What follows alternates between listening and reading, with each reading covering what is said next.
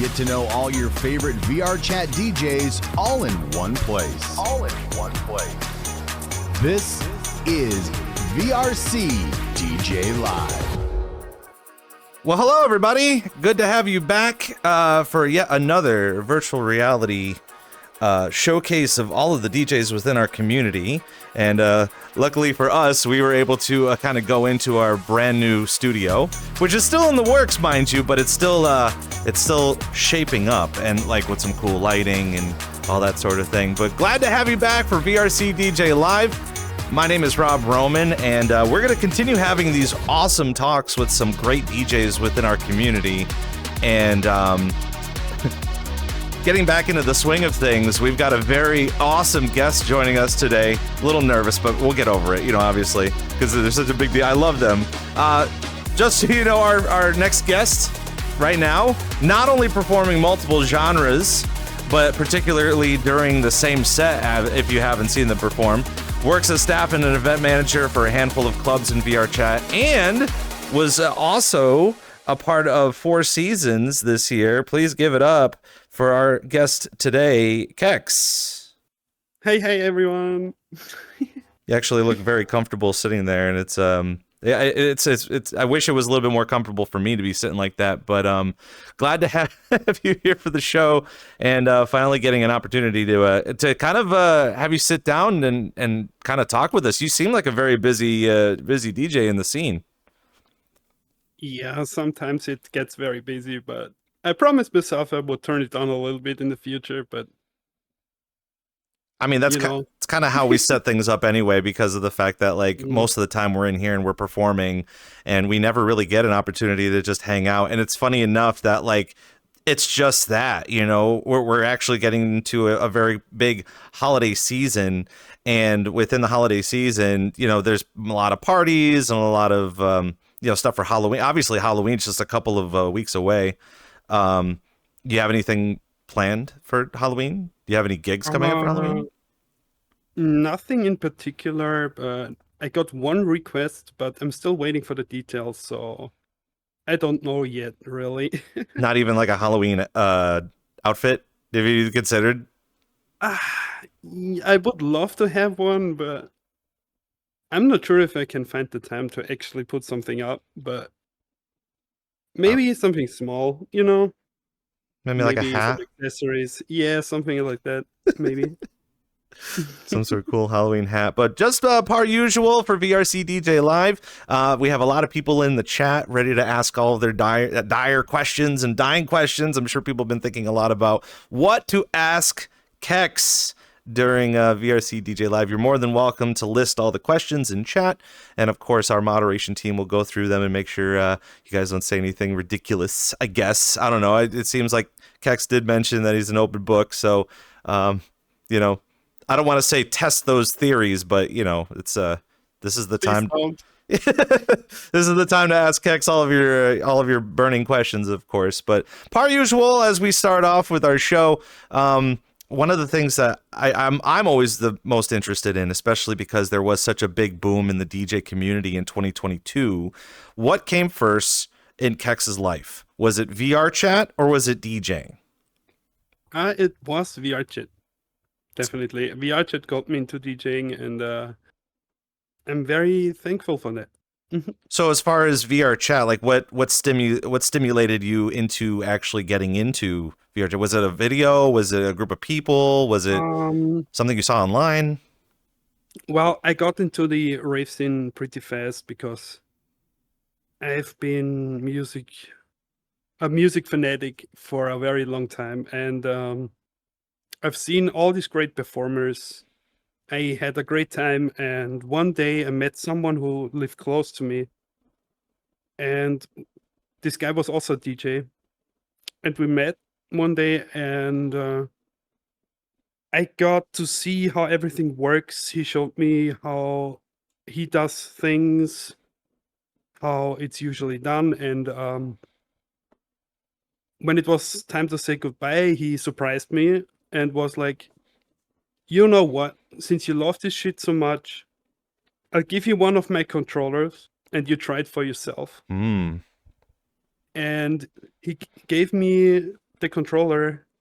I brought it back home. I was very excited, and well, I started to play around, asked him a few questions how I should do things, and in the end, it was basically just me completely falling for it. Just countless hours of just messing around. And at the end of the same year, I decided to actually join the performers in VRChat and be like, hell yeah, I want to give people a great time as much as they gave me a great time. And here we are. That seems like such a storybook kind of like a Simba Mufasa moment, being like, I hand you the DJ console and you, my son, can go and DJ in virtual reality. You want to tell us what console that was? Definitely nothing that the typical beginner would get. It was an xdj-az. It was kind of broken, but it's known for being a standalone controller. Means you usually have to use a computer with it, but it was one of those where the display was broken already and stuff like that. But it still worked fine with my computer, so I could just go at it. I know. I of course I got several dying questions, but when people come into virtual reality to see their favorite performers, their favorite DJs, they already kind of recognize you as the Rainbow Fox. Please tell us what your first couple of avatars were when you first got in here. Oh God! Because a Rainbow Fox definitely. I mean, unless Rainbow Fox was like the first thing. No, definitely not.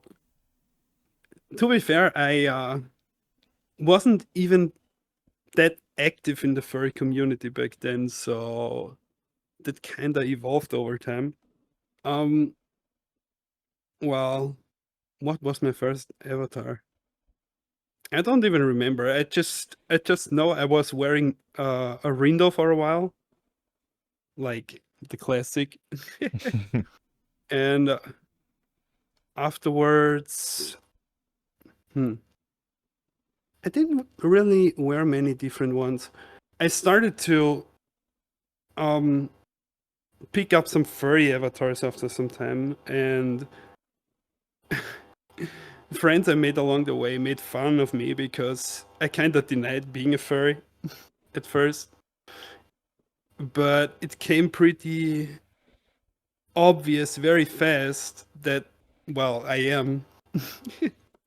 So, I started to actually buy assets and work on them. Some with help, some without. I made my own designs and stuff like that. And first it was pretty plain, like 1 or 2 color stuff. The way I am right now is, well, it came to be because I was rethinking what I'm doing and how I want to present myself. And after some time, I was like, I'm not satisfied with playing anymore. I'm doing a lot of different things, especially with my music, and I wanted to represent that in my avatar. And since I'm very bad in deciding what I want, I was like, we just go with all of the colors. Perfect, right? Yeah. And that's super exciting too, because I don't. First of all, you don't really see any kind of a Rainbow Fox to begin with, let alone someone. You would think that most of the DJs out there would be like brightly colored, and they've got all the flashing doodads and whatever, kind of powering their set. But I also feel like that this is kind of a great look for you, just based off of the energy that you bring when you DJ anyway. Oh well, sometimes I feel like my music speaks for me, because me personally, as a very nervous person, especially at first, like the first few gigs were a catastrophe. I was so super nervous. I I couldn't even speak. To this day, I'm still not speaking on stream. So this is a new for me. Shout out to everybody who hang around all this time. Well, just like I was saying, And- like the great Nardwar, at your Kex, everybody wants to know. Oh, well, the thing is, I wasn't talking at all, but as things progressed, I got myself out there more and more into the community, and I found myself in spots where I had to talk to people, where I had to talk to the community. And that said, I definitely pushing myself into this direction to be more outgoing and, well, present myself to everyone as the person I am. And I think that's really noble. And I think that for you to overcome those challenges of, not knowing how to speak or what you want to speak about, there are still a lot of people that, and I'm not saying that you're going to end up turning into this, but there are a lot of people that when they're first quiet to begin with, and then as soon as they start talking, they're just like, hellbound down the hill, raging fast, like yelling and saying obscenities and being ultra lewd and whatever. I can't expect you to be doing that at any given time. Maybe you would become an exploding fox later on once you start talking a lot more. Yeah. But I kind of want your opinion on this, because obviously me coming into the community, I'm a natural extrovert when it comes to talking and learning how to do stuff in radio and stuff like that. I know a few DJs in our community have kind of brought open the fact that not only should we be having boiler room style DJ sets, but there's also an interest in a lot of the introverted DJs that, when you have that interaction with the crowd and you're up there looking at the crowd's looking at you, that kind of makes you a little nervous as a performer. So I guess ultimately I would like to ask, what is your opinion on, potentially having those club moments where you either have the DJ up really high up that you can't really see them perform, or even kind of turned around, as it's been kind of a popular, people have been talking a little bit about that. There are multiple layouts that I like and dislike. Me personally, I like to be in the center, maybe elevated a little bit, because I still want to, separate myself from the crowd. Because I had the experience, if you level out with the crowd itself, it's kind of like people losing you. They, if they stand further back or stuff like that, they can't even see you anymore. And you as a performer yourself can also see the people in the back, and you're like, all right, I see like 5 to 10 people in front vibing, but I don't know what the rest is doing. And in certain situations, especially when you freestyle a set, you really want to see if people like what you're doing. And therefore, I like the elevated position a little bit more, because I have an overview of the room. It's not as much in VR as in real life, but still people express themselves, and I personally like to see that. What I don't like at all, boiler room is fine. I like people close. I just don't like when the DJ booth is too centered, because I can't look behind me. I don't know what's going on there. I don't know what people are doing, if they like what I'm doing. I want them in front of me, center, and myself a little bit elevated. This is the optimal layout that I prefer. I know that currently there's been a couple of videos posted on YouTube concerning like the connection with the crowd, as you were saying, and being able to see how they're having a good time and whatever. But it was never like that to begin with, where you just have the DJ kind of off, like either up on a second floor, and then people were vibing. And the video kind of was explaining, trying to see where the future was headed between, all right, well, you genuinely have people in the crowd looking at you, and you're standing up there awkward, like using your brain muscles to like try to figure out what to play next. And then you feel like an idiot because you're thinking so much. But at the same time, like, you know, there has to be a common ground where you are performing and you're jumping around or whatever. But the video kept kind of going on, basically saying like, it's good. They're trying to see that in the future, it's not going to be about what the DJ does. It's a matter of just being in the moment and vibing. Kind of like, you know, when you're at a concert, you probably shouldn't be up there with your phone recording the entire concert when you should just be out there enjoying yourself. I guess ultimately what I want to know from you is where do you think that this is going to be headed in the new year? Do you think that in 2025 in the future, we're going to be seeing more people seeing the DJs a little bit more interactive? Are we going to start seeing more dancers involved and more visuals involved? Or do you think we should kind of go back to it should be about how people are reflective to the music and not a matter of what the DJ is doing? Oh, well, this is a very big topic because it depends on a lot of factors, like what resources does the club have, like how many people are working on this. Is the DJ more extroverted or introverted, like you said? How is the layout of the entire club? There's many factors that will influence the actual performance, and I think personally, the DJ interacting with people and also vibing with them is a good thing. It's just not everybody has the personal energy to do that. And also, since we have a lot of people DJing in desktop, which makes them completely unable to interact with anybody, well, in that case, I'd rather have the music as a priority. In certain occasions, of course, when you have an event like a birthday party or something, I think the people are more important than you doing a perfect set.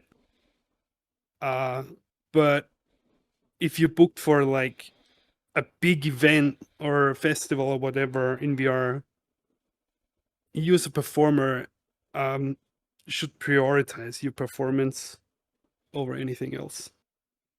Let's go back to the whole birthday party thing, because I know I kind of have a little bit of opinions on that. I know I'm sure you do. There seems to be a lot. I mean, obviously everyone has a birthday, but more importantly, how much of a long time that is for people that do have birthdays, and they like they set up a birthday bash and there's like 8 DJs on the lineup, and like the birthday person has to be there for 10 to 12 hours. What's your take on that?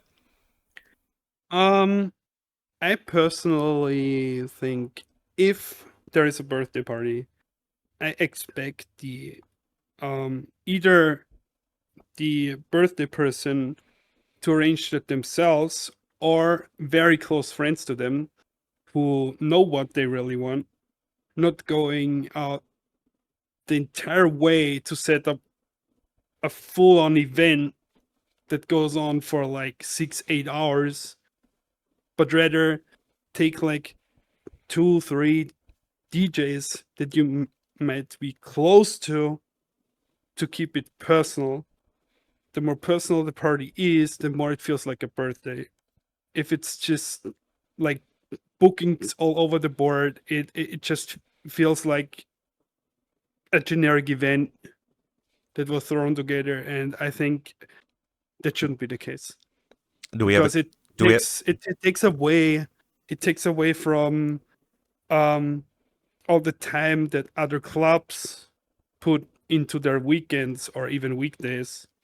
And I, as a performer, rather play at a birthday party that is arranged in a personal manner than just going to something that is just generically set up, because like that I can just play at a club and probably have more fun in the end.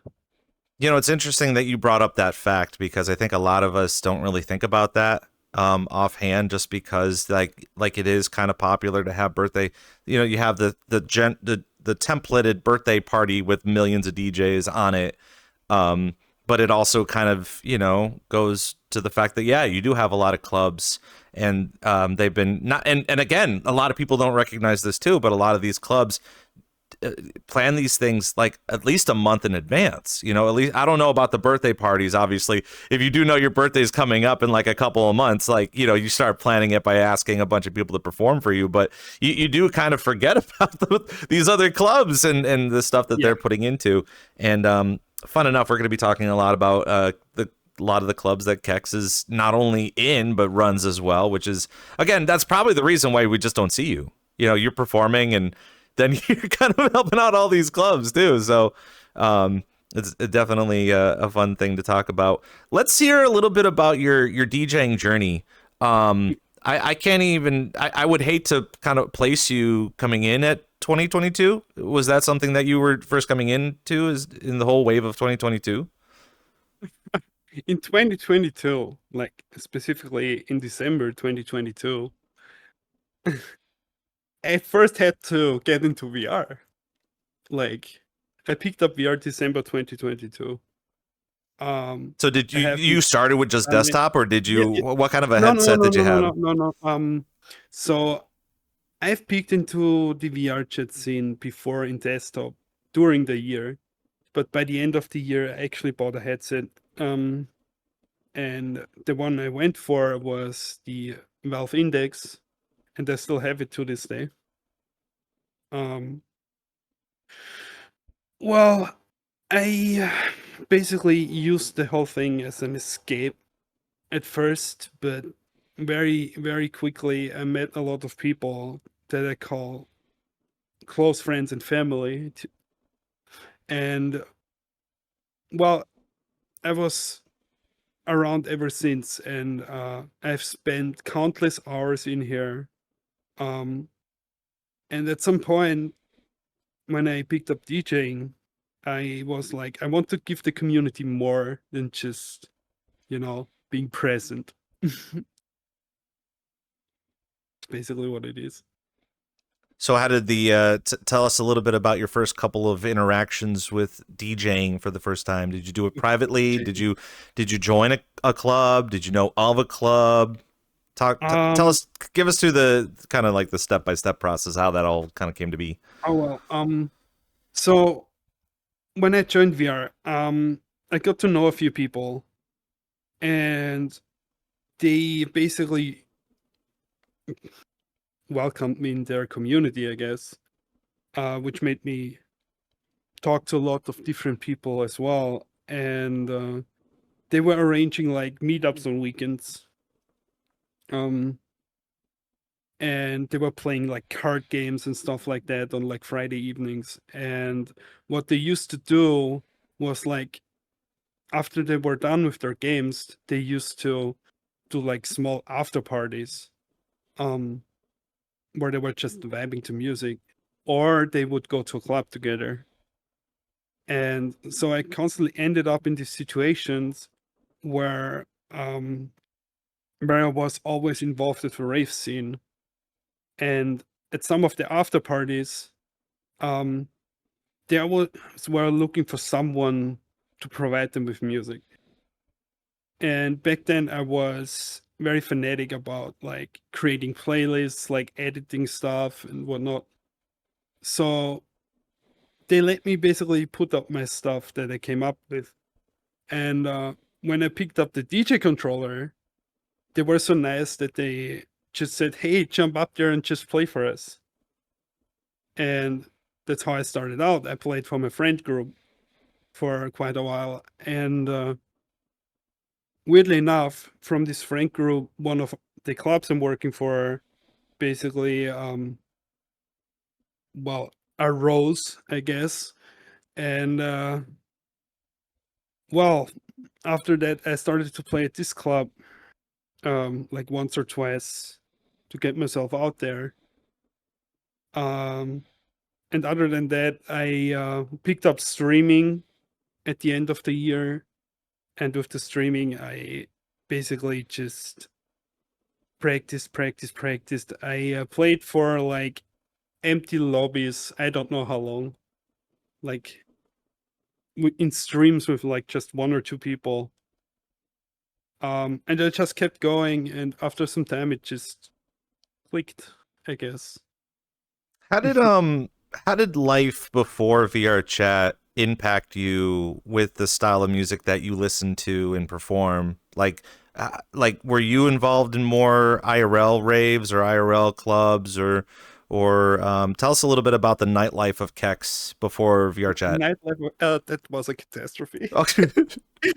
So, growing up, I always tended to um cherish my weekends. I met a lot of friends back then. We always were out like at a bar or a club or whatever, like drinking, having fun. And I basically did this every weekend. Like, I ended up somewhere. It was crazy. Like, I wasn't, let's say it like that, I wasn't the nicest person back then. Um, but getting to know a lot of people in different places always was like a thing that I loved. Like just getting out there, forget about the everyday life. And yeah, I ended up in different like countries, I ended up in different scenarios that I still can remember to this day. And therefore, because I was in a lot of different kind of places, I also picked up different kinds of music over the years. Weirdly enough, I started with generic rock music back then.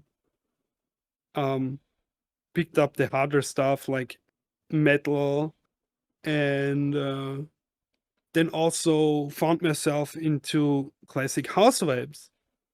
And it was very clear pretty fast that I can enjoy pretty much a lot of different genres. Um, there's just this specific thing that I have to feel when I'm listening to music that just makes me want to engage. And to this day, I'm still sticking to the thought of if it feels right, if it makes me vibe, if I have fun, I like it. And I will also use it myself. Are you finding that most of the music that you perform is the stuff that you normally would have gone to IRL in some of the clubs that you did before VRChat? No, no, no, no, not at all, actually. So the stuff I went to back then was more commercial, I guess. Like a lot of things repeated itself, the charts of the time. And the harder stuff you rarely see in those environments unless you go to a specific convention or festival.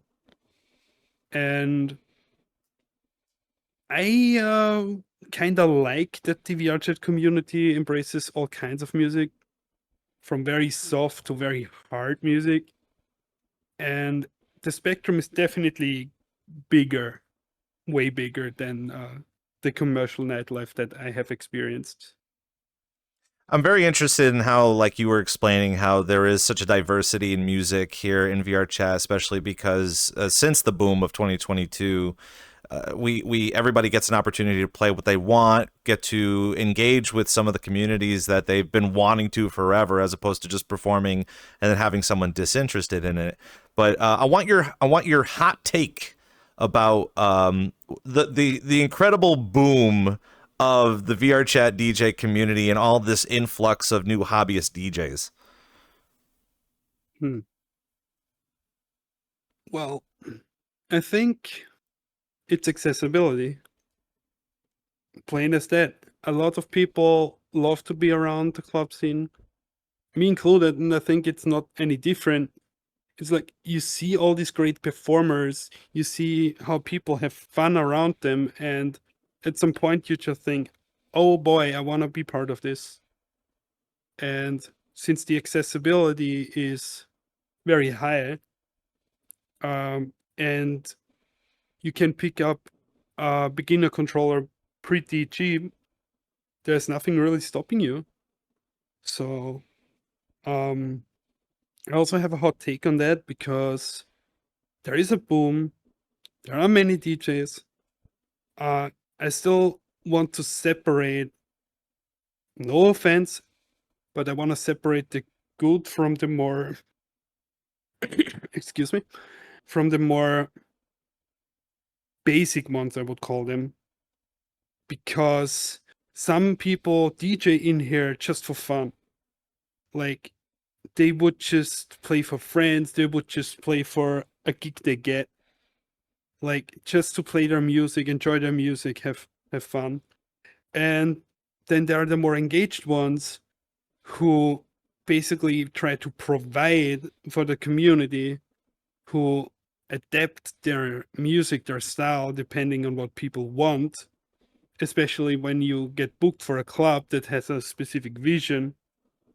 And there I really have to separate people, because, like I said, some are just playing their stuff, they just want to enjoy themselves, and the other ones want to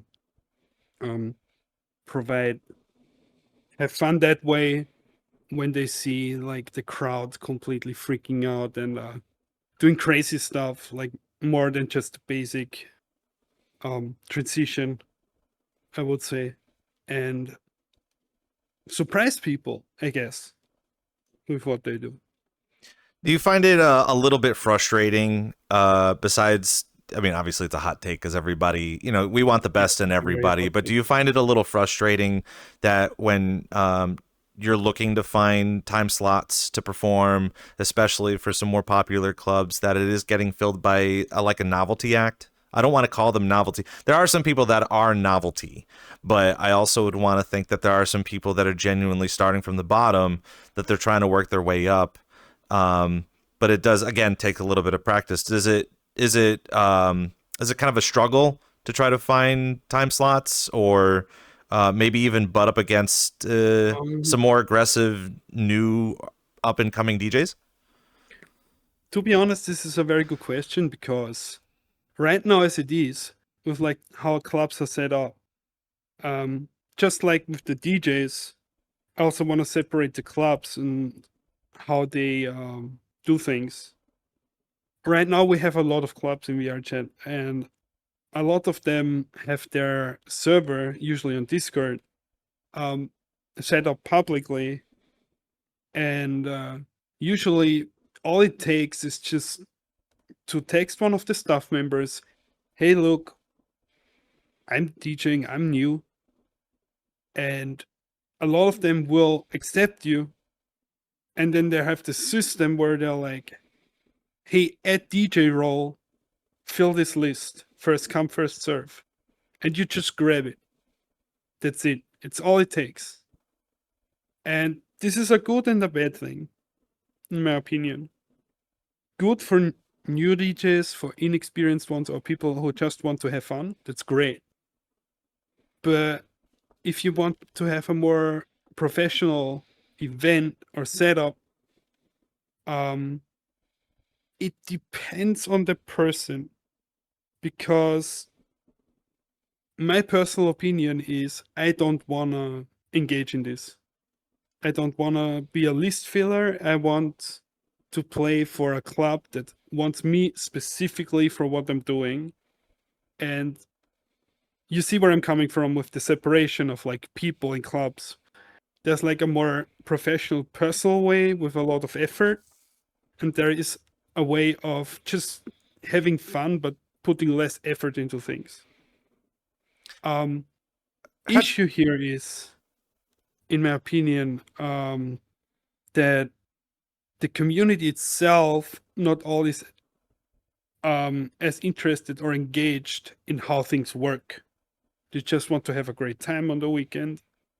And I would say it's a little bit frustrating for some performers who really put a lot of time and effort in what they're doing. Because, you know, the general audience just wants to hang out with friends and have fun, maybe have a drink or two. Yeah, I think this is the biggest issue we are facing right now. That the separation is not really there. But I think nonetheless, if you put more effort into it, it will show at some time. It just takes longer. We're talking with Kex. You can find them at Kex_VR on Twitch. And of course, anyone in the chat that has any questions, feel free to ask them at any given time, and we'll get to them as soon as we see them. Kind of getting back to what you were saying, you know, I know in this particular situation, you've got a lot of experience in VR. We were just discussing how it could be a little frustrating because we do want to give the new and upcoming DJs an opportunity to perform, but you know, still remaining humble.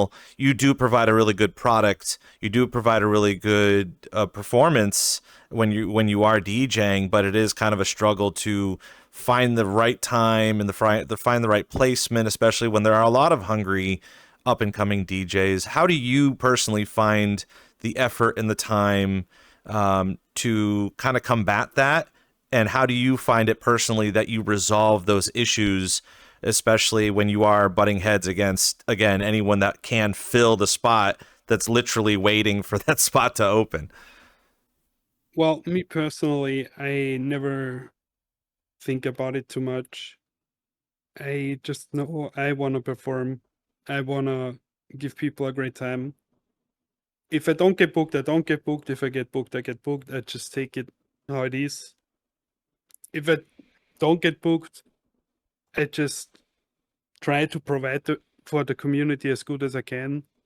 Since, like you said before, I'm also working for some clubs, then I just put some time and effort into those. And how I do things is when I'm doing event management for one of those clubs, me personally, I will talk to the community. I will talk to people, especially when I'm in the crowd. I try to get to know people. And if I hear somewhere, hey, I'm a new DJ, whatever, I always recommend, hey, send me a message, send an application. We will fit you in there somewhere. So when I'm doing a lineup, I have a specific vision how the night should be, and personally think about people I know. I try to memorize every single DJ that I come across, what they do, what their personality is. Yes, that's also a big plus for me because I'd rather have someone who is engaging, excuse me, is engaging, takes it somewhat serious, but also is able to have fun. Not just by themselves, but with everybody. And when I set up a lineup, I usually try to balance it out between people I don't know yet that well, or even new DJs, and people I know better, and also more well-known DJs. So I have this balance in between to keep the night flowing. I know one of the things that I would love to really start to kind of get a better grasp about is just the influx of all these different groups. And we've had various different guests on this program who have stated how, like, you know, some groups fail, some groups pop up right after, and some groups have been around since the dawn of time. And for you to be running into lots of different clubs and being staff on some, just to kind of shout out, Club Reality is in one of them. Subsystem, you did state that you are a part of. You have some pull in Voltage. I know we were performing in Voltage a couple of months ago. But so again, give us a little bit more of a process about the difference between the clubs that you help facilitate compared to any of the other clubs that you may either find online through VRChat on like YouTube or even some of the other clubs. Obviously, without dragging some of those clubs through the mud, but like you know, try to explain to a lot of the people in the chat, a lot of people watching right now, a little bit about the kind of the workings of Club Reality, Subsystem, Voltage, all those ones that you help facilitate. So, first of all, I have to say that every club is different. Like, it depends on the people who run it and what vision they have, what they want to accomplish. And a good example is two clubs I'm working for, Club Reality and Subsystem, because when I take Club Reality, which I personally are most engaged with, is we have the vision of doing progressive nights. Means we enjoy all kinds of music all the time, but what we do is that we usually start off slow, and the longer the night goes, we basically want to go faster and harder. That's how it is. Like a progressive night. That's how Club Reality is, was, and will be. Subsystem, on the other hand, has a specific event types, two to be exact, which they call server room and hardbox, where they separate their music every 2 weeks. For example, hardbox aims for all the hard bass music, like hardstyle, hardcore, like all the hard hitting genres. And server room, on the other hand, goes for the more vibey styles of music, like house, UKG, all the stuff that you usually also don't hear on a weekend, because it's just there to vibe, basically.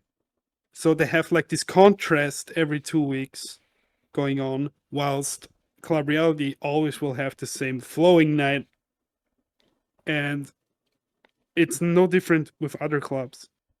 They have their vision, what they want, but there are also clubs out there who really don't care much how their night works. They just fill their list of DJs and want to provide a party. DJs have fun, crowd have fun, and nothing more than that.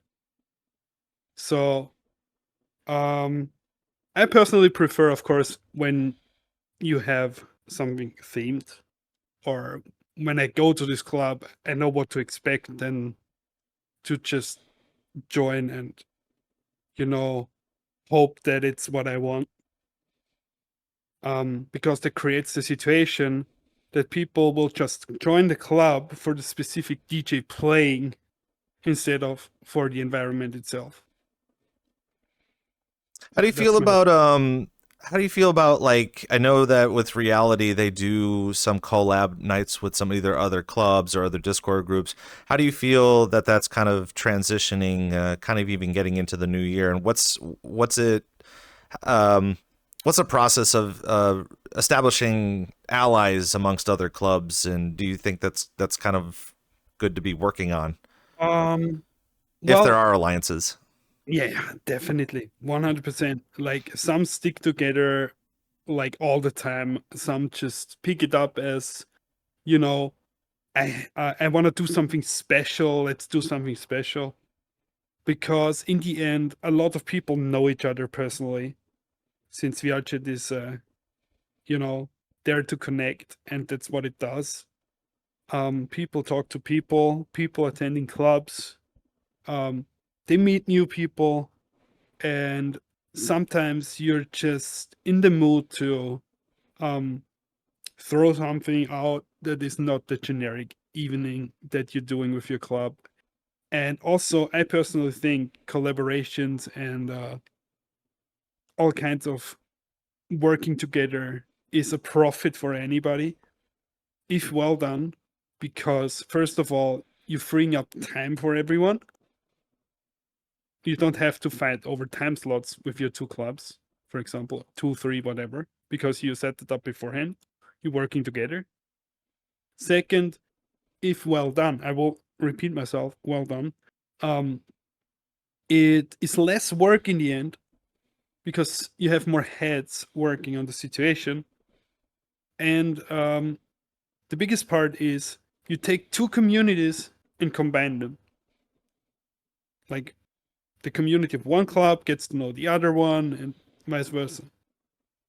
And therefore, clubs grow. People get to know what they're doing. They get to know people in the other community. They might talk to each other, you never know. And therefore, this is a never-ending cycle. In the end, we're here to connect. We're here to, pull something up to basically profit the community. And I think that's a good thing in the end. Now, I don't really want to bring this up the way I'm going to, but it's going to be a little harsh, I understand. But like, we kind of go back and forth. Occasionally, we see it up on Twitter about drama within the DJs themselves.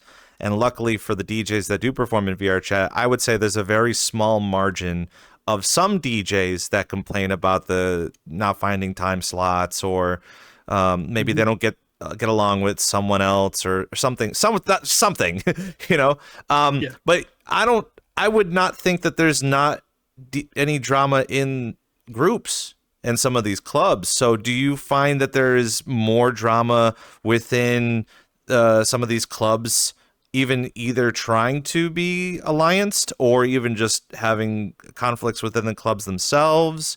Or do you even think that there could be some drama in clubs that could face deterioration of some of these clubs? So what I think is usually drama always comes from personal issues. Like some people just had a fight. They are part of two different clubs, they can't stand each other. Let's say like one event manager doesn't like the other one. Of course, they will never collaborate with each other because they won't talk. On the other hand, they have their own friend groups who might support their own opinion, which, helps the drama grow. And therefore, it depends on the individual person how they handle the stuff. Do you think that's kind of bad business, though? Do you think, because, obviously there will be more clubs and more opportunities, but you'd hate to want to have any sort of bad business in VR, especially when you're trying to make a club grow. Of course you don't, but that's where I have to recall some take it more serious, more professional, and some are just running the club for fun. Not separating professionalism from their personal life. And that's usually the case with all these dramas because they leak to the outside, they leak out to people, and there are situations where something happens inside of the club done by like staff members that is just not really profitable, or might even be wrong in a human way, if you know what I'm trying to say here. Mm-hmm. And if the stuff fails as a whole, there's nothing you can do about it. That's just how humans work. This is how any kind of community works. If they're not managing or taking the time to manage,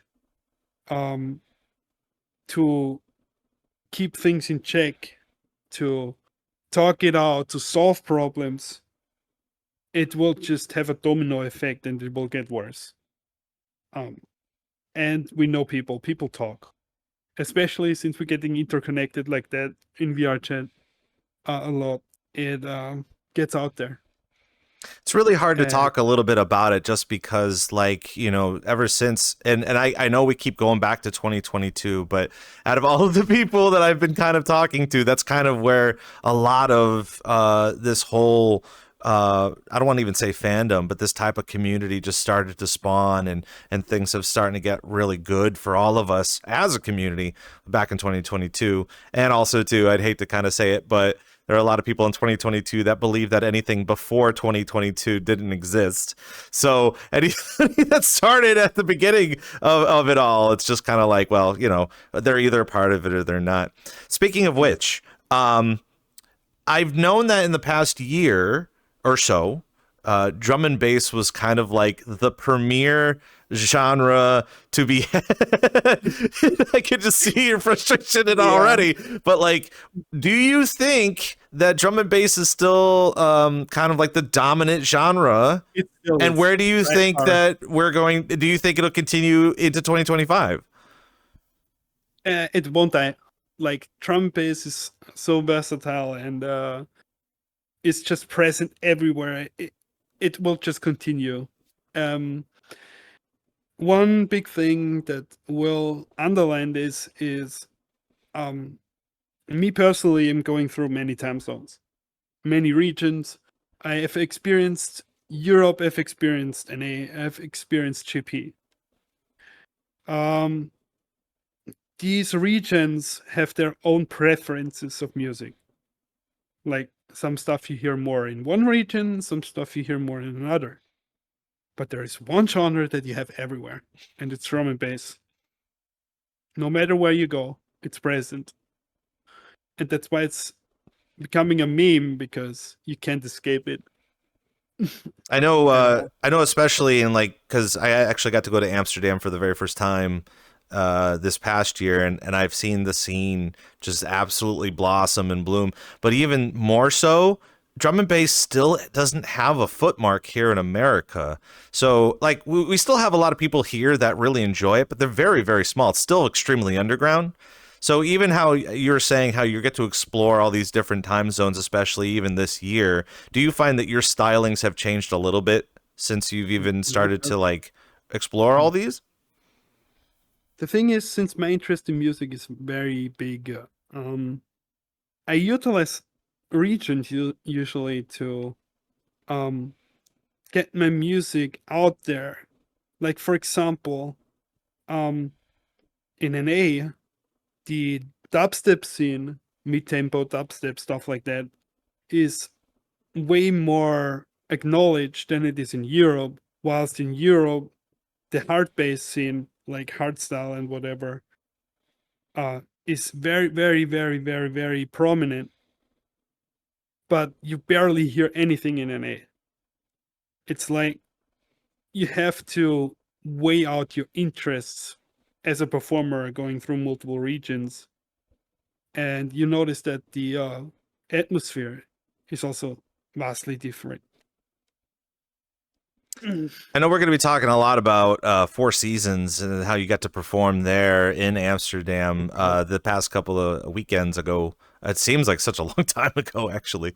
But I kind of want your opinion now, because it just seems that this year, especially through Captain Duck and the Party Hub, that he had to make his own channel based on IRL DJ events, and the fact that not only are we're performing in different time zones here in virtual reality, but we're finding the money, the financial aid to be able to meet up in real time. So I kind of want to know, where do you think this is going to go in the new year? I mean, obviously I keep referring to the new year because we only have a couple more months left of this year, but I mean, just alone this year alone, we've had like 12 to 13 IRL VRChat events.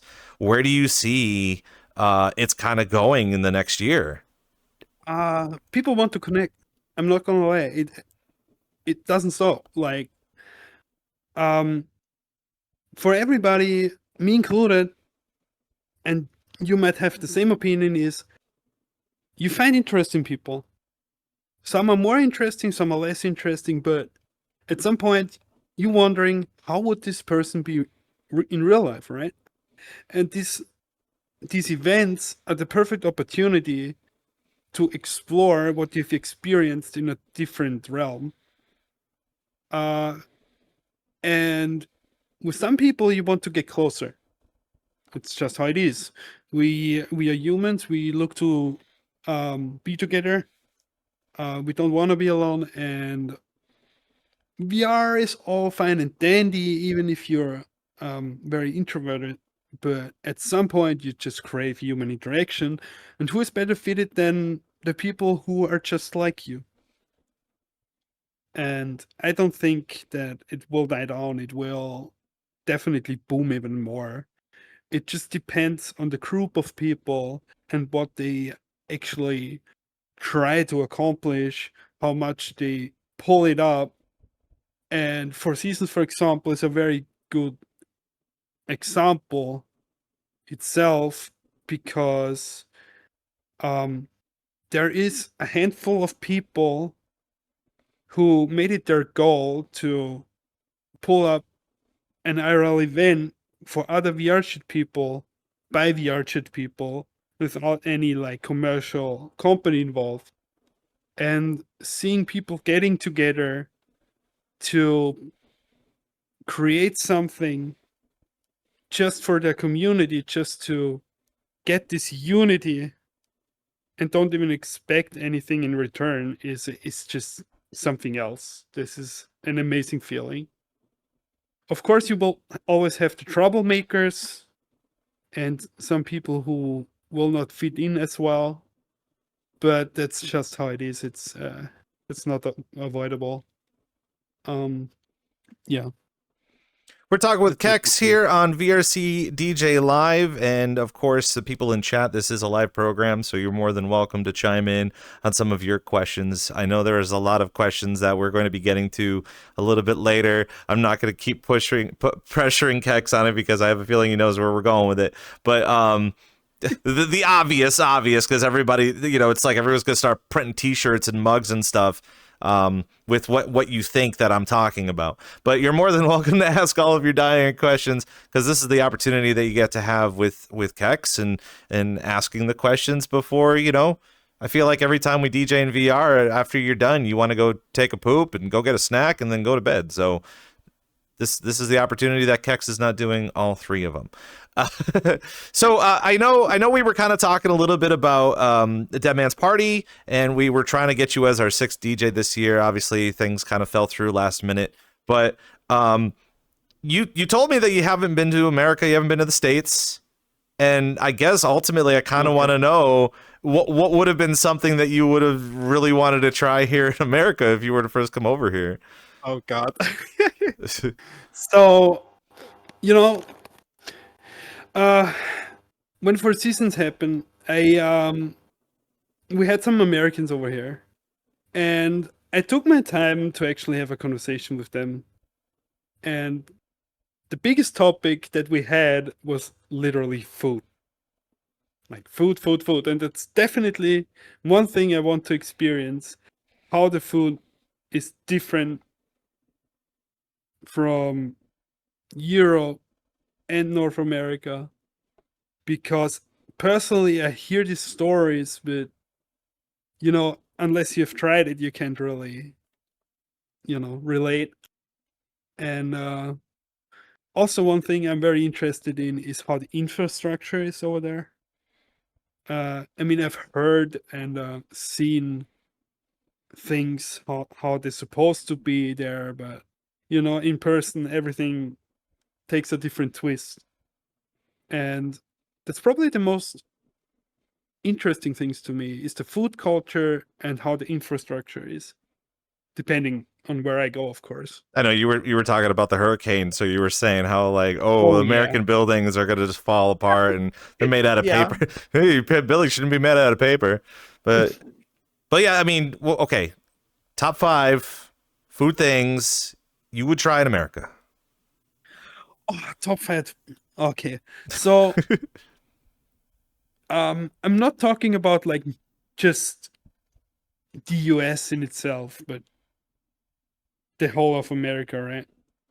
So definitely on the top list is authentic tacos. I want to try those. Then what I also want to try is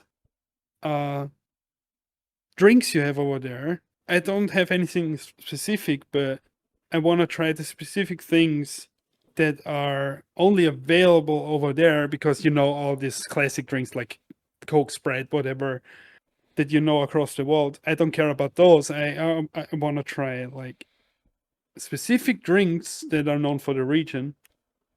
What else would I want? I definitely want to try an authentic brisket, because that's not something we do here.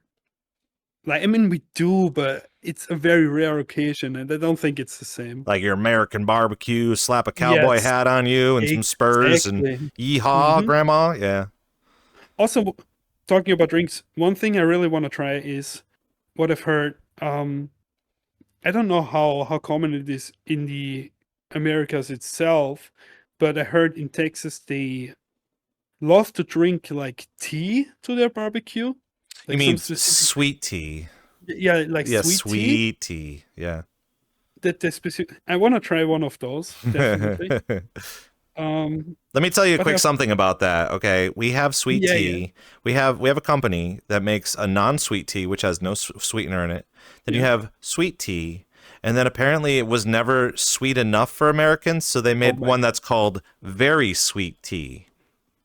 very sweet tea. Um, I'm scared now because back then from a friend, I got like a care package over Christmas with like American snacks and sweets and whatever.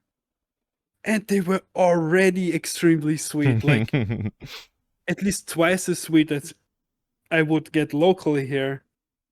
And if I hear very sweet for American standards, I'm kind of scared. Like I don't even touch that Definitely. stuff. Yeah. I'm really kind of scared. One thing that got commercially pushed a lot um was, for example, Twinkies, and I always wanted to try those, like the authentic American ones. And the first time I ate them, I was like, did I just eat a spoon of sugar? Like, I couldn't taste anything else. So, uh, yeah, I want to experience how this will affect me if I ever get to try all of this stuff. If I will actually handle to, you know, have this sort of intake, or can handle this sort of intake at all. Hey, I'm not saying that next year is going to be a thing, but next year could totally Oh, be a well, thing. oh yeah, Either that or definitely. yeah, obviously I'm going to have to come over there and bring some Twinkies or something or bring some very sweet tea, which will be The outrageous. tea, it's the tea, not the Twinkies. I don't need them. You don't need those Thank anymore. you. They're all set. Yeah. No, no, Um, no, no. Thank you. kind of getting a little bit back on the topic of most DJing, and one of the things I know I didn't ask you, which you ended up getting a console from that guy who was getting you started Mm. in virtual reality. What was your first console that you started with? I mean, the one I got, Is that the one that or you're yeah, the one that you got and the one you have now? so the console I got, the controller was the xdj-az, like I said, a broken one, but still uh had many more features than as a beginner controller would have. Of course, I did not use them because you don't have the experience. It's hard as it is in the beginning. And after some time, when I got more experience, I bought myself an FLX6, and I'm still using it till this day.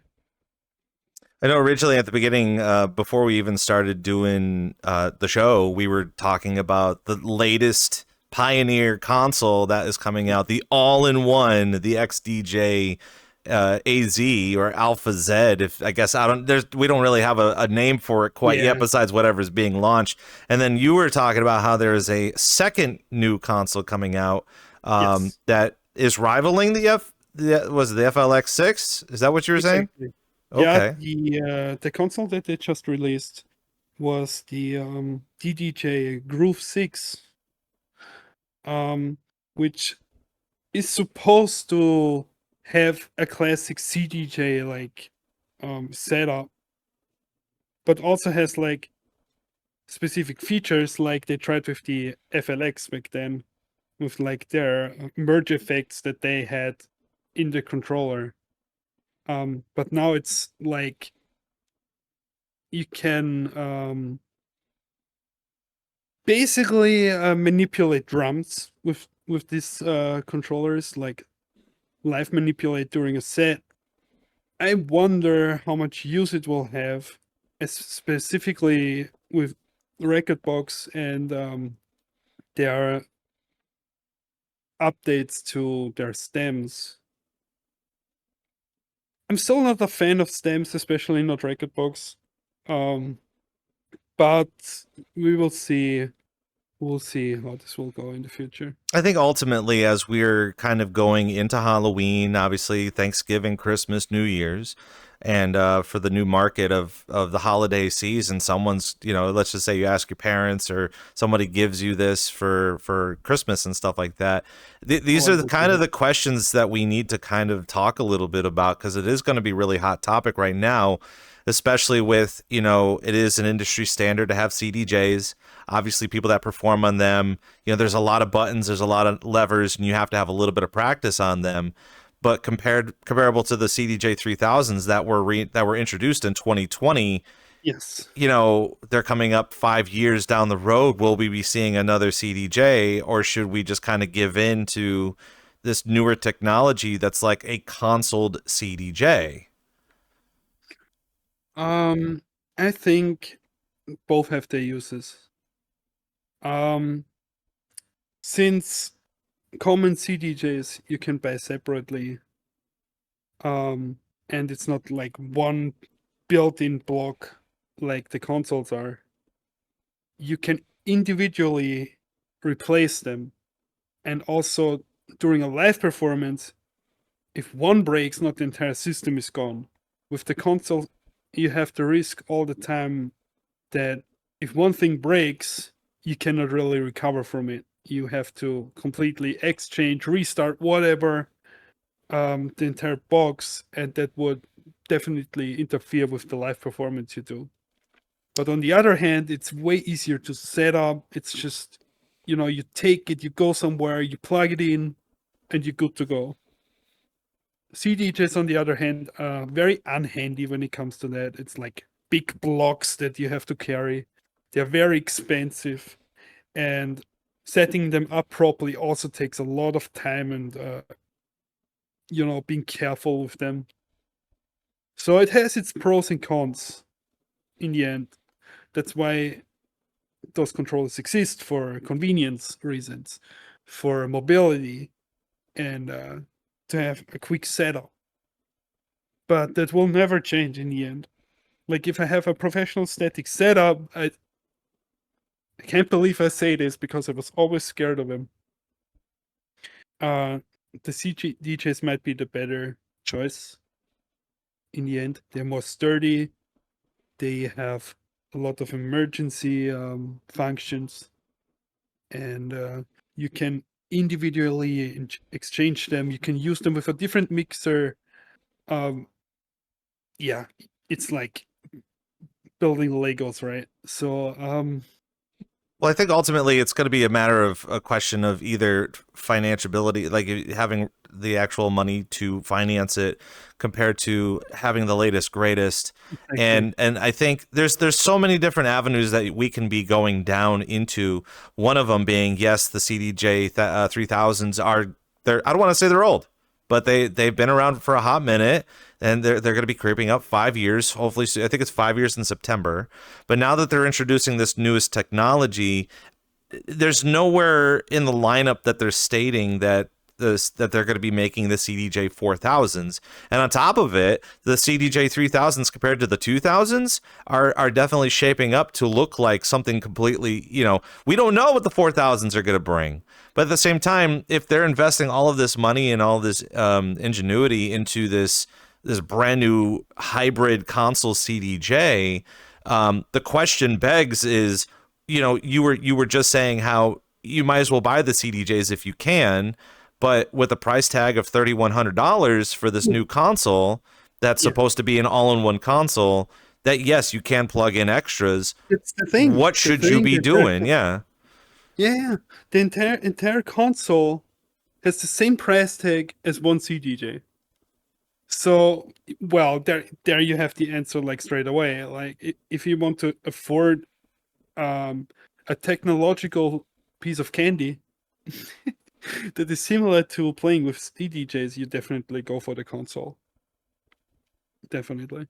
But I mean, 100%. they had I did the video is out, did get released today, so it's kind of a hot button topic. I mean, obviously it works really well for us performing the show on a Thursday when it just gets released. But they were one of the things that the guy was reviewing on it was how heavy that the console actually is compared to some of the plasticky, I don't want to say half-assed consoles. Yeah. Again, the DDJ 1000 is such a hallmark console because it does everything that you could want it to do, but with the latest technologies of touch screens and various backups such like the CDJs, how you can pull out your USB and it'll just loop and stuff like that. Do you think, especially and with like the VRChat people looking to invest this money, I'm looking at it as a VRChat DJ look on things, because of course we all want the entire package. We want 4 CDJs and the one mixer in there, but we can't just go to the bank asking for $9,000 to get this console. So, and especially with with the holidays, because we do have people in our lives that influence us to do great things and give us money for it. Where should our efforts lie?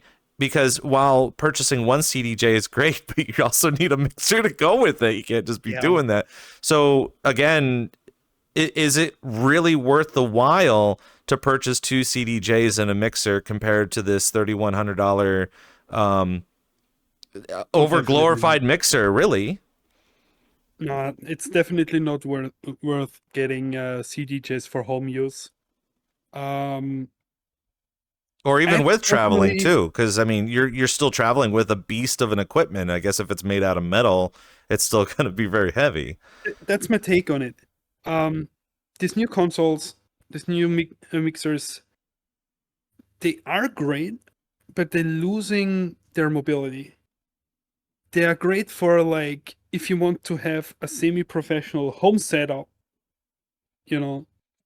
But if you travel a lot, I personally would intentionally downgrade to something that is lighter. Like I can just talk about my FLX6. It does what it does. It has 4 channels, it has all the necessities, and it's super light. If I want to go somewhere, I just grab it and go. Which you cannot do with the newer models that are supposed to be close to the CDJs. Because, like you said, they're super heavy, but nonetheless, they're still better for a professional home setup than buying actual CDJs.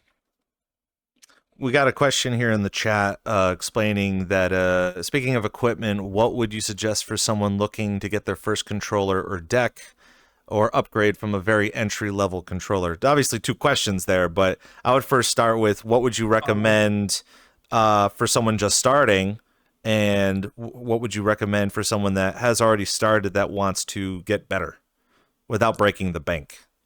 So, coming from Pioneer, the 2 things that always come to mind when starting out is something like the FLX4 or the DDJ 400, something like that. Just small 2-channel consoles that are very handy. They are very capable of doing all the necessities for beginner DJing, and even more, I would say. You can go to intermediate with those, no problem. Like, what kind of cool features do those offer for the beginning? Because I coming from a let's see here, what was it? DDJ-SB. I had a really, really tiny console, and it only played the music and a couple of effects. What else added onto that will kind of step up your game a little bit for those that are just starting out? That goes a long way already. Like, since those consoles are intended to be used with software, you also have to take into account what the software does. And since these days everything is programmable, you have like a lot of pads on those controllers that are individually programmable to things that you want to do, like certain effects, speed jumps, loops, whatever. You can program them the way you want. And if you're creative enough and utilize the software correctly, even this small piece of equipment can get you to very intermediate levels.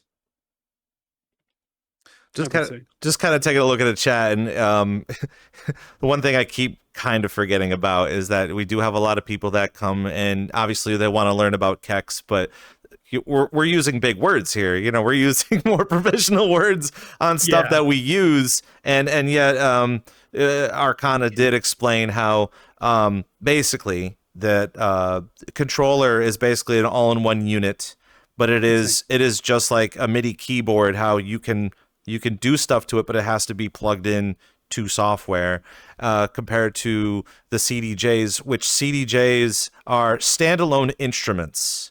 They work by themselves, but obviously with all audio, you do have to plug it into speakers, plug it into a mixer.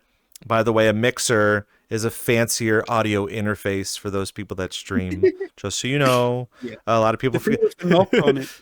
You get the people that plug in their audio interface into their mixer, and I'm like, why? What are you doing?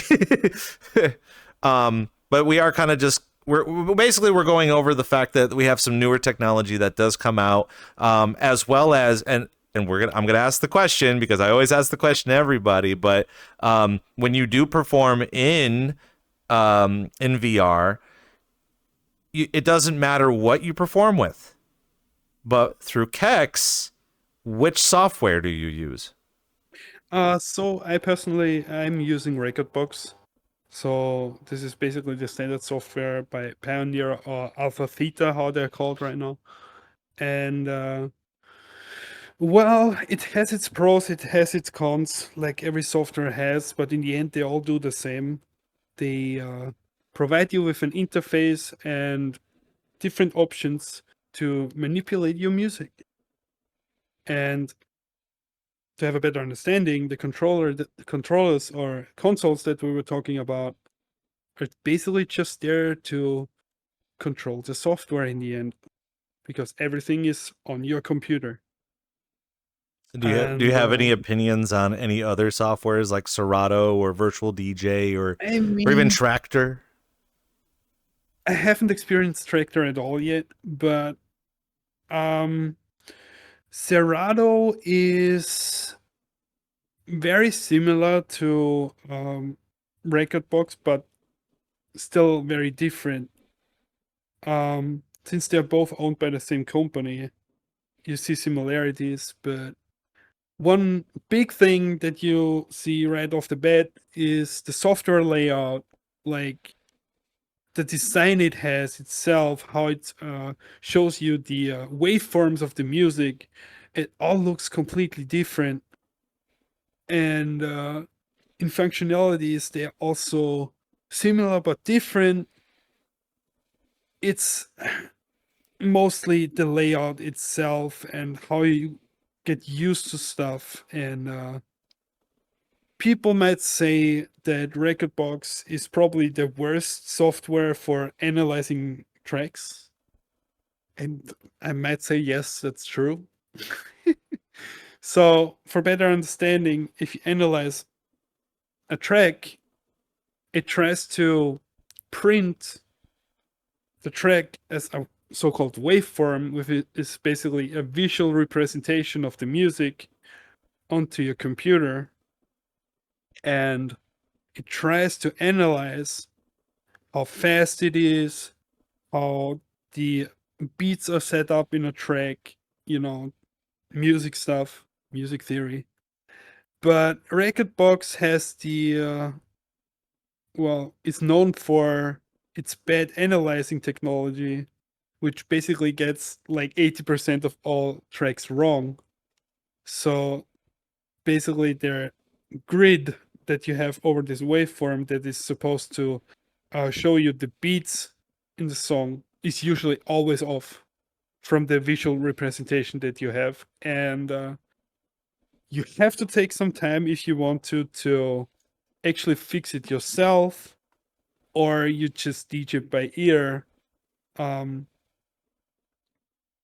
But I think visual representation of the waveform has its personal use, because if you want to do very fast mixes and stuff like that, where you don't have much time to transition, because vocals or whatever, because we have a lot of songs that feature people who can't shut up. And you definitely don't want to, two different vocal lines clashing. The beat grid has its use, and well, that's probably one of the main reasons people avoid Rekordbox, because they don't want to deal with every beat grid of every track they load in. Imagine you analyze like 200-300 tracks at once, and 80% of them you have to correct afterwards. It's a lot of work, and I can see why people avoid that. Serato does a better job when it comes to analyzing tracks, but I still prefer the visual representation that Rekordbox has. And Virtual DJ is basically a trade of all things. It does everything good, but also does everything not good. It's like it's a middle ground thing. And the one thing it has for going for it is that it works basically with anything. Like all the controllers, all the consoles you can imagine, it works. So if you want an all-rounder but nothing specific, you just go with Virtual DJ and Yaguchi. I know. I know. It was kind of a little bit. I was waiting for you to finish your thought process on it, especially because now that, especially with the new console that just got released today, as well as some of the other consoles too, is that they are both integrated with Serato and Rekordbox. And now that Pioneer has bought out, or should I say Alpha Theta has bought out Serato and Rekordbox, it does seem like, yeah, Serato does pretty good with the stems, but it's also dirt old. And then you have Rekordbox that can't do very well with stems and gridding and stuff like that, but it wants to be new and the new up-and-coming kid. Where do you want it to go? What do you want it to?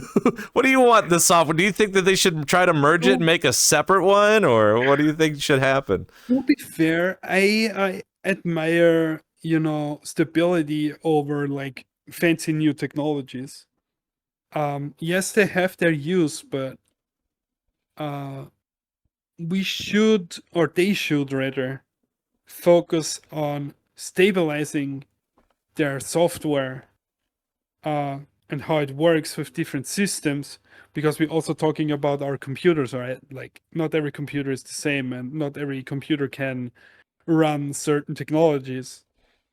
Stems is a very big topic, because it takes a lot of CPU usage, especially when you load tracks. If you don't preload stuff beforehand, it can really mess up with your live performance. I have friends who struggled with it in the past to be able to DJ in VR and load in tracks at the same time. They started to like freeze, to like stutter and stuff like that, because it's just taking so much out of your system. And I think they should prioritize on stabilizing these technologies before they start to add on new stuff. And since Rekordbox or Rekordbox, Pioneer or Alpha Theta owns both of those technologies, they could, like you said, take it a step further and analyze what good things they have in both of them and merge them in the end. Because I don't see the reason to, other than maybe flexibility, to have two different systems owned by the same company that does the same but doesn't do the same. You know, It's tough, yeah. it's very tough. We're talking with Kex here on VRCDJLIVE. You can find them on Twitch at Kex_VR. And you got a lot coming up, right? You got a lot of different gigs coming up soon. I was noticing up on your Discord that you had a couple. Any of them you want to plug real quick? Because some of the stuff that you got coming up. Oh yeah, well, so I have tomorrow I have a gig for some tech and bass house in the evening. On Saturday I will go a little bit harder on the bass, where we will have some psytrance, and later on even we go into the hardcore spectrum with some Frenchcore and uptempo. So yeah, we will have a lot of different things again. That's always busy here in VRChat, and I know we're going to be getting to that next question too. But I can't help myself but ask this question because I know it's coming. But everyone wants to know about sex with Kex. What's going on with God. that? You really had to mention that, huh? Oh, it's not me. Oh, It's wow. it's been pretty much everybody in chat has been kind of knocking I down look- my door, I being look like, at "Are you them. going to ask the question or not?" So here we I are. look at them. Don't worry. Well, ever since that came up, it's following me everywhere. Don't worry, it's not literal. It's a joke. It's a meme. It basically came up when we were playing some record box games with friends. Which, by the way, we will probably also do after this interview. So I've heard. Yep. So we played some record box, and we had the glorious idea to have a drink or two. Well, it didn't stay with one or two.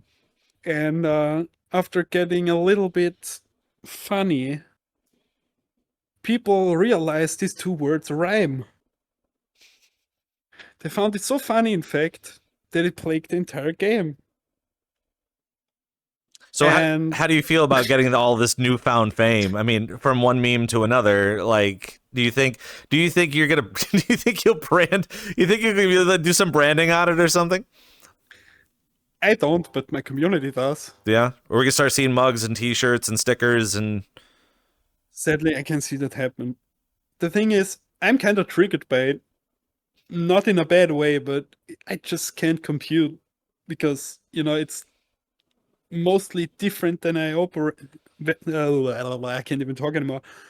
I'm not that kind of person. So it's like a contrast that I cannot compute with.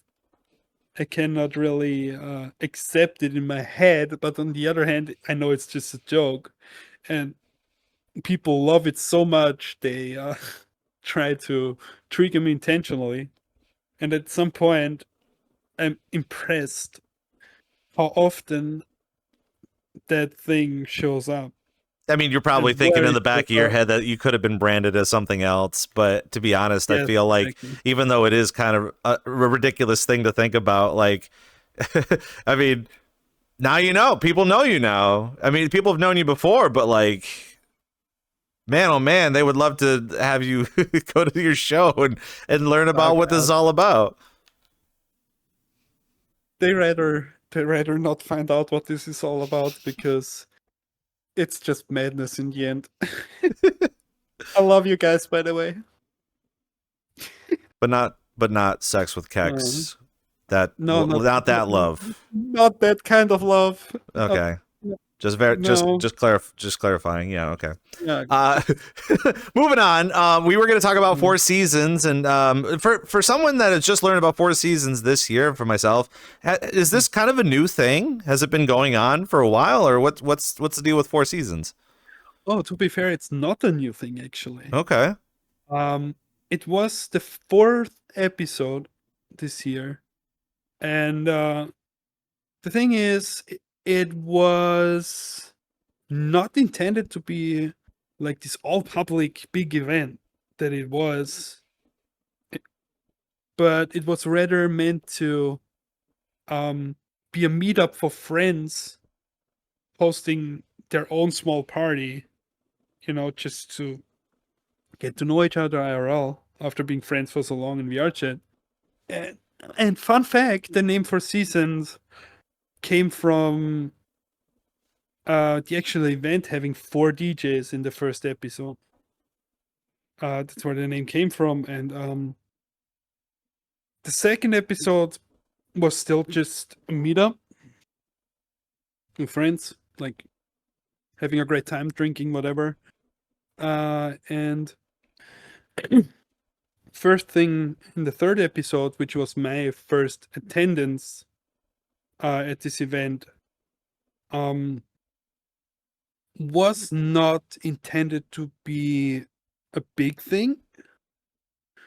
It wasn't advertised as such, but with the uprise of club reality, and people attending these events, they kind of heard from it, since also the club reality world features the posters from Four Seasons, and people saw that and were like, that looks interesting, and it got quite the attention in the third episode. And after people noticing that, hey, there are actually more people interested in this than actually intended, how about we try to make this a bigger thing?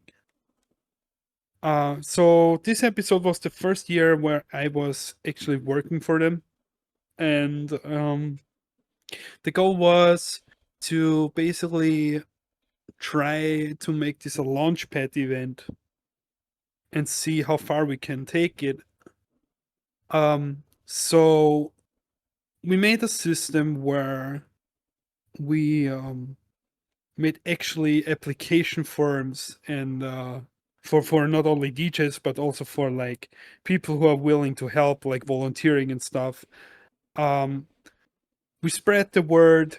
We made merch. We made a website.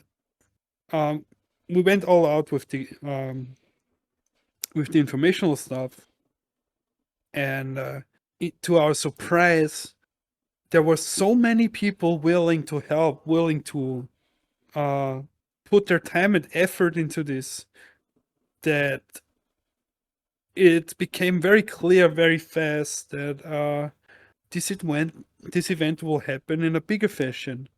And after we started the ticket sale, we thought it will take a while, like until people like pick up the stuff and actually know what's going on, since it hasn't been like a big thing yet. But after like 3 weeks, the entire thing was sold out, and we were like mind blown, like how fast it went. And well, till the last week before the event actually happened, people were still asking if they can get in somehow.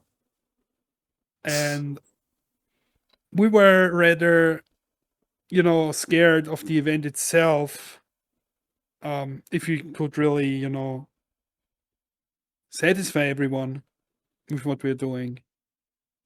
But in the end, it wasn't flawless, not at all. We had our issues, but it went down with very little problems during the events, which kind of surprised me personally. But people had fun. There were almost no complaints. And we just had a great time. I couldn't wish for anything else. Like, it turned out great, and it showed us that for future episodes, we definitely can crank up the voltage a little bit here and invite more people. Of course, we will keep monitoring how many people will be interested, how much it will profit anybody. And with profit, I don't mean money. With profit, I mean a healthy work-life balance, I would say, because in the end, it's volunteering work, and we don't want anybody to, have a bad time just because they want to help for an event like this. But what I've heard, a lot of people are still interested, and even more people are interested to help out for next year. And our staff team will also grow, so I'm looking forward to next year. It'll be amazing. Is there a oh, pardon me. Is there a way for other people that are interested that want to help, and especially for those people that are rewatching this and they've been to the show and they want to help? Is there a way, like, to go to a website, or who would they have to reach out to help out with the program next year? So we have two options.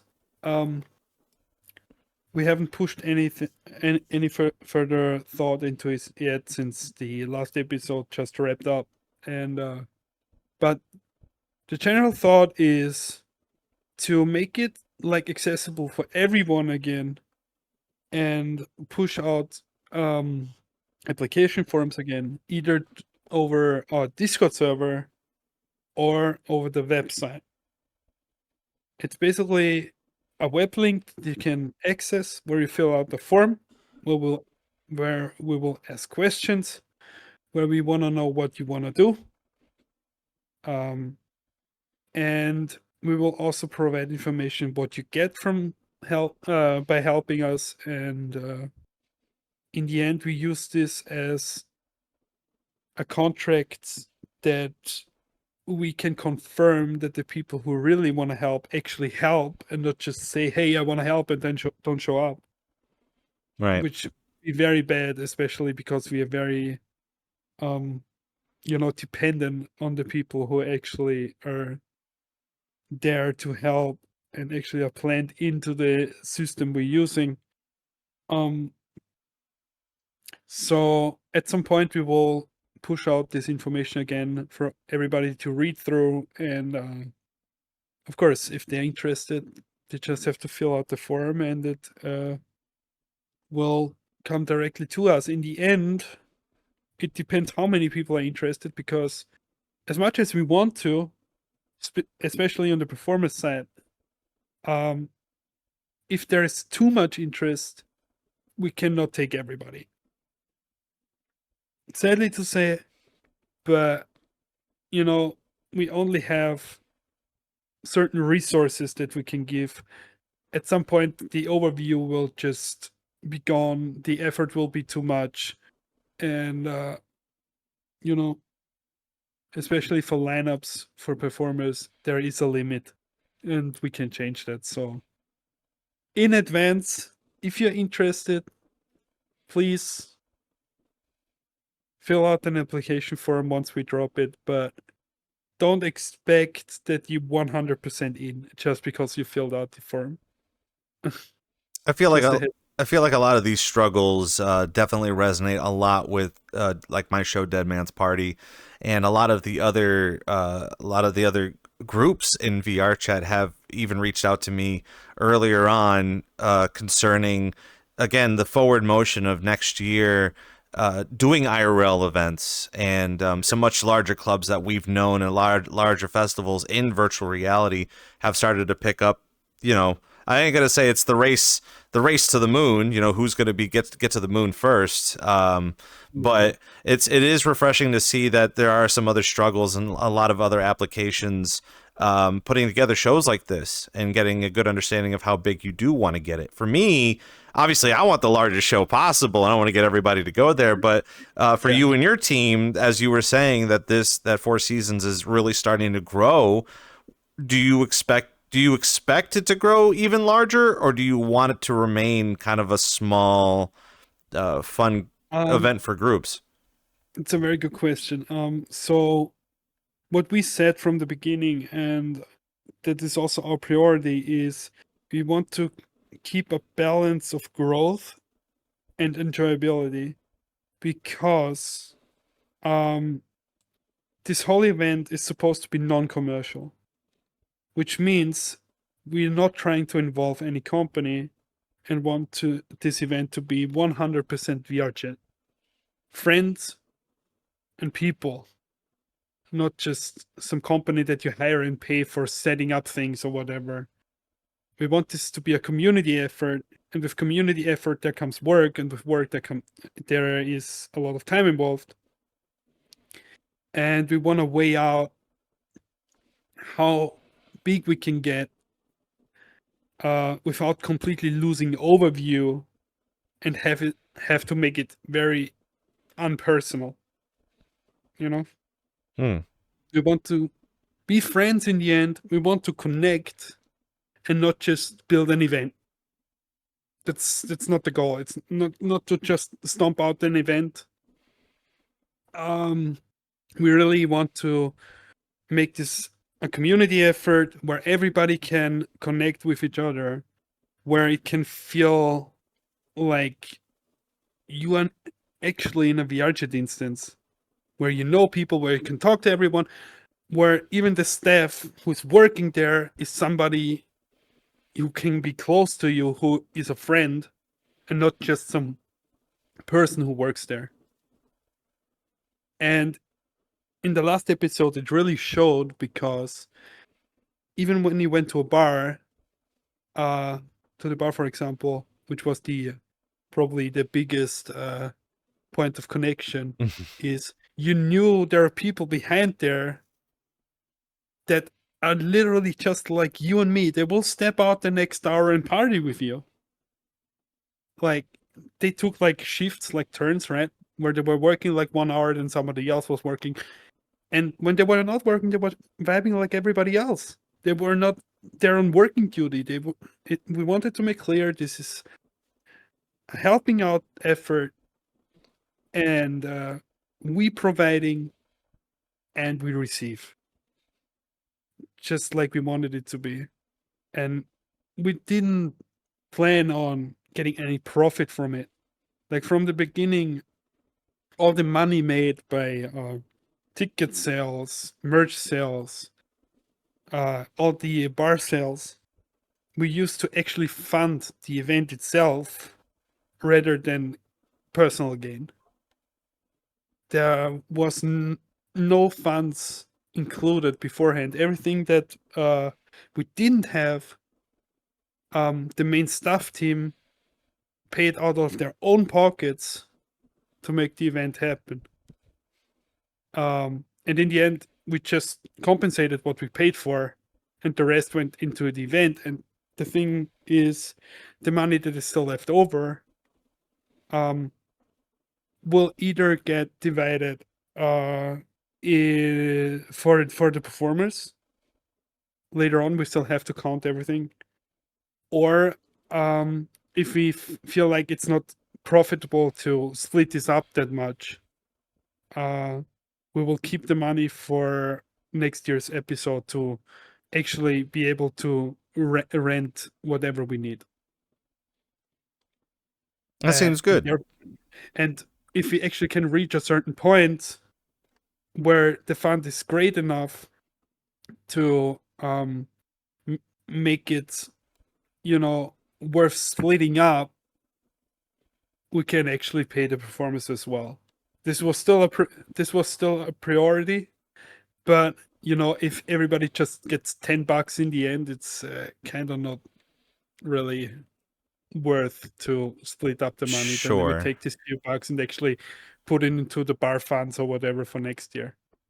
And I think a lot of people are very excited for Four Seasons. I know you've been kind of talking to me about it, and I first kind of learned of it this year, but it is so refreshing to see that, yes, there are a ton of clubs out there that have reached outside of virtual reality to kind of give to the people that come and hang out, that we normally hang out, but we can have our own little experience, having our own little moment time and just have to relax like that, as opposed to just doing some cheesy basement show at an Airbnb or something that you're going to get in trouble with anyway. But I'm very excited to hear more about Four Seasons as it continues to grow, and of course we're going to be broadcasting here on VRCDJLIVE as we continue to learn more about it, especially going into the new year. But we are coming up towards the end of the show. We have a couple of questions from the chat, and we're going to kind of not really wrap things up too quickly, but obviously if you have any more questions, feel free to drop them in the chat as we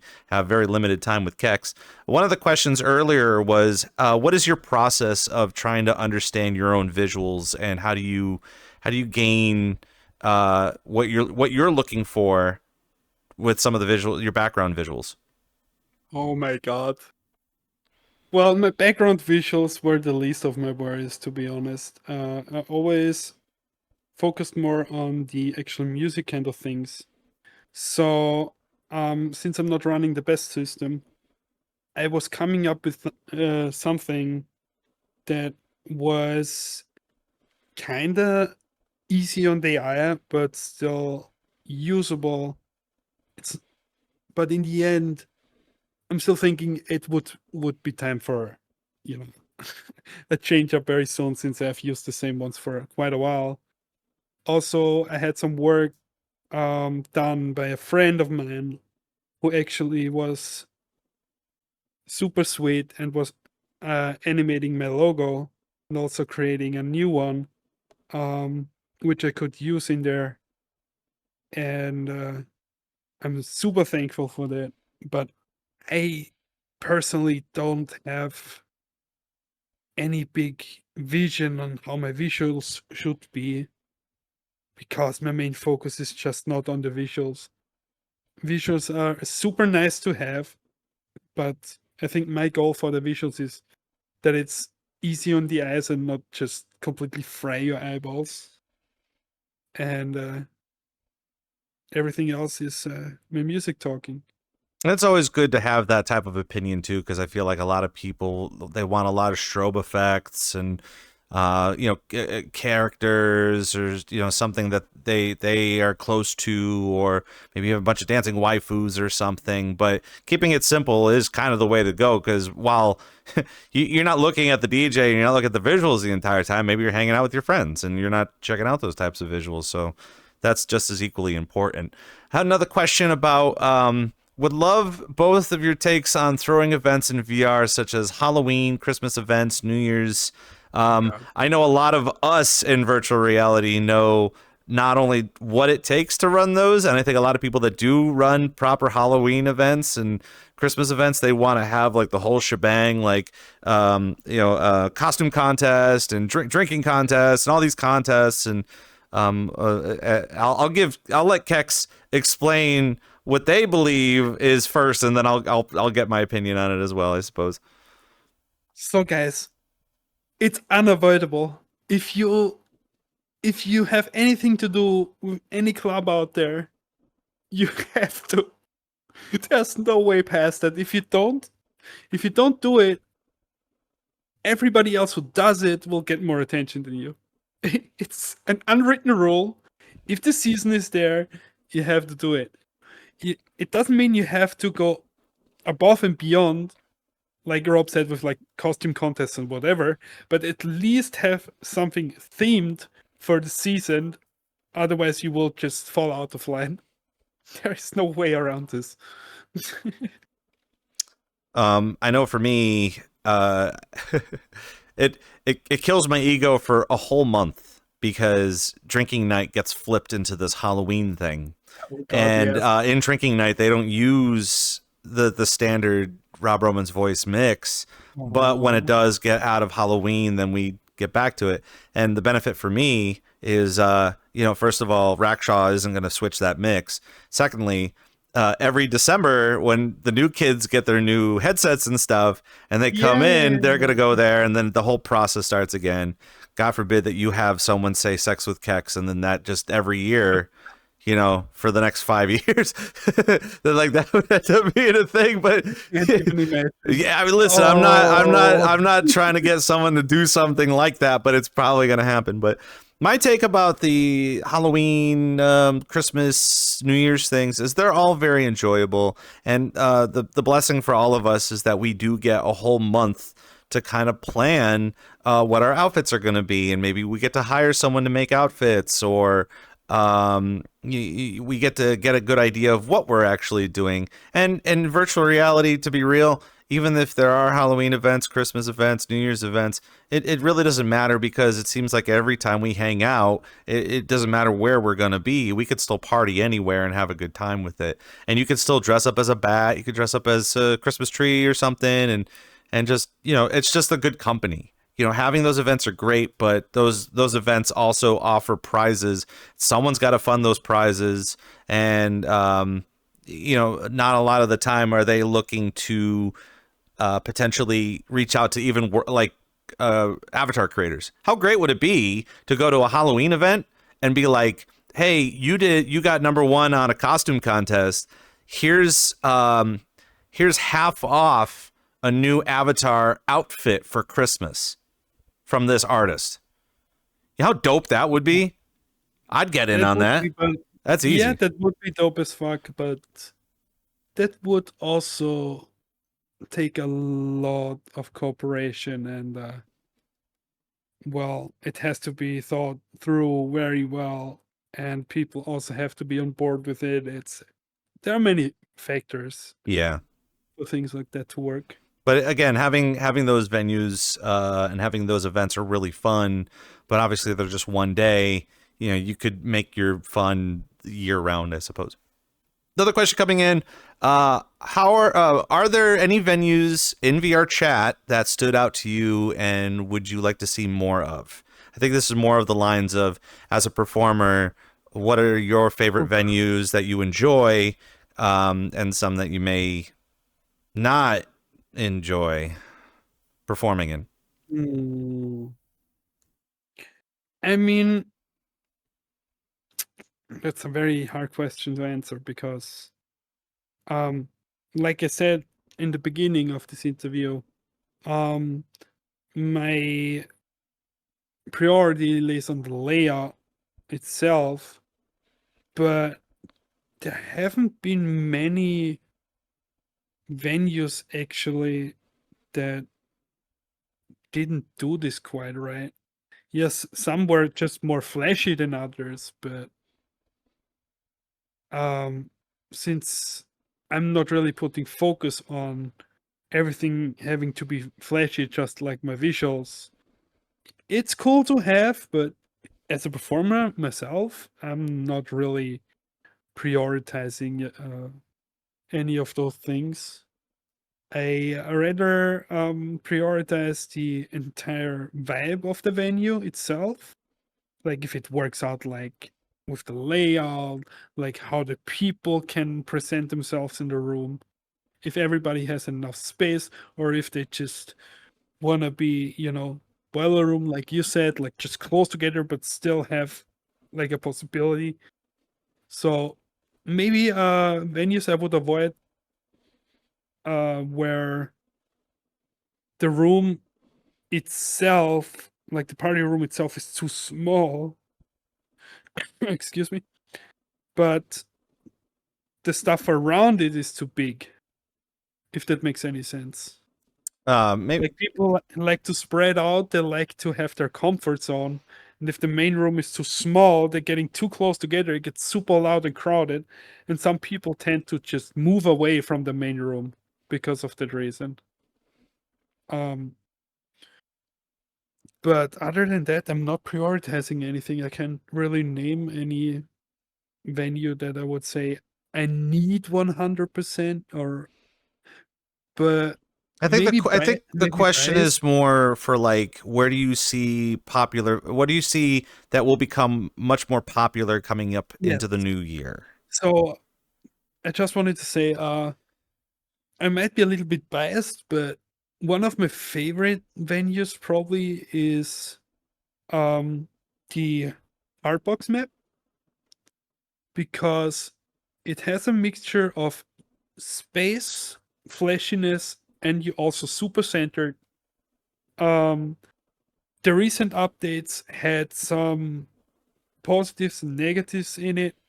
Like it got a little bit dark, but other than that, it compacted the world pretty well. So it's small but not too small, like this right in between. And I think worlds like this um, are definitely my favorite. Not too spread out, like really straight to the point. The party is here, but also not so small that everybody gets cramped together. Where do we see the future of Kex coming up towards the end of the year, and what are some of the things that you hope to accomplish next year? Oh, this is a very good question, actually. Of course, I'm trying to grow, not only as a performer but also personally. Um, and like we all know, as a artist, as an artist or a performer yourself, growing is never anything you want to stop doing. And one priority is definitely to stay humble all the way, not getting like over my own head, but mostly focusing more on my community, maybe even starting to do other content than just music. um not sure about that yet, but I was gonna say, would are we be gonna start seeing video games? We're gonna start seeing you play video games? might we actually might. What kind of video games? I'm interested. Oh my god. Like what? What? So well, it sounds weird, but uh, I have always been a very big Pokemon enthusiast, and I've played it competitively for a while, and I thought maybe it would be fun to actually stream one of those competitive sessions once in a while. And yeah, I haven't thought too much about it, but I was like, maybe some mix-up wouldn't be too bad, just like my sets. Something fresh, something new. I will say that, like, just kind of like how we're doing VRCDJ Live, it is very refreshing for like someone that's constantly making music and doing the thing. It can be very therapeutic for you to just kind of sit there and scream at the computer for, like a Charmander destroying your Pikachu kind of a thing. Yeah, And you're just like, exactly. at least you could scream out loud and be like, I couldn't do this while I was DJing. So definitely one priority for next year is that I have more community engagements. Also maybe trying to, maybe getting a possibility, and therefore gaming might be not as bad, to actually talk to people in my community while streaming, which I haven't had the chance to do yet. I'm telling you, a lot of So people are interested in what you do and what you want to do and all the things that goes on in your brain. That's for sure. way too much. Well, they don't know that. They just know that you're up there, and then sometimes you, after your sets, you just kind of fall on the floor and sleep in the corner, and Usually just so lately, usually just at your set. just at my set, I make sure that you fall asleep during my sets.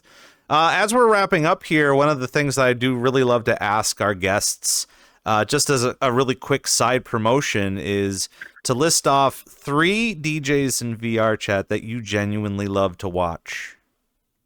Oh, I knew this would come towards me. This is a question that is very hard to answer for me, since I admire a lot of DJs. I got to know many of them also on a personal notice, and for me to answer this question, I have to also take the personal, you know, the friend zone a little bit into account, because otherwise I wouldn't definitely not be able to just name 3. So lately I would say the 3 DJs I would like to watch the most are, first of all, a good friend of mine, Carousel, which always is very humble, always has a very, very nice energy, and also loves to go from very chill to very hard stuff, like a lot of different things that I personally also love to do, so I can see myself in the situation, and it's always a great time. Then second DJ is most definitely Tatsu Tracks, one of the most energetic folks out there I've ever seen. Like, if you're one of their sets and you're not having a great time, you're not having a smile on your face, something is wrong with you. Like, there is no way around this. This is probably the best, most positive energy show that I've seen in the entirety of VRChat. And God, I'm really surprised how this guy is not dead after every performance they do, with all this energy they put into this. It's very spectacular. And the third DJ, and probably my most favorite, and also one of my biggest inspirations to this day, just because they are so mad with their music, like a surprise after surprise after surprise every set, is DJ Jigsaw,